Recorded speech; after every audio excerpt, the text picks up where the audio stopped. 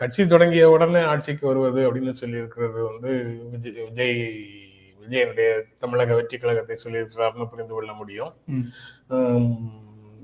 அடையாளம் காட்ட விரும்பாத வேஷதாரிகளாக வேஷம் போட்டுட்டு ரோல் எடுத்து நடத்துறவங்க அப்படின்னு சொல்லியிருக்கிறது நாம் தமிழர் சீமானை சொல்கிறார் என்று புரிந்து கொள்ள முடியுது.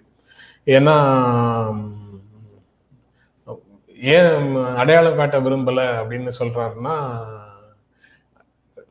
ரியல் அரசியலே பேசல, தேவையில்லாத அரசியலை பேசிக் கொண்டிருக்கிறார். அல்லது அரசியல் திராவிட இயக்கம் தமிழ் தேசியத்திற்கு எதிரானது அல்ல அப்படிங்கிற ஒரு செய்தியையே புரிந்து கொள்ளாத, பெரியாரை இழிவுபடுத்தி பேசக்கூடிய ஒரு நிலைக்கு வந்தவரை வேற எப்படி சொல்றது, பேர் சொல்லி சொல்ல வேண்டிய அவசியம் இல்லைங்கிற மனநிலையிலிருந்து தான் அவர் பேசியதாக நான் நினைக்கிறேன். ஏன்னா பெரியார் தான் இவர் பேசிய தமிழ் தேசியத்தை விட மிகப்பெரிய தமிழ் தேசிய முழக்கங்களை முன்வைத்து பேசியவர்.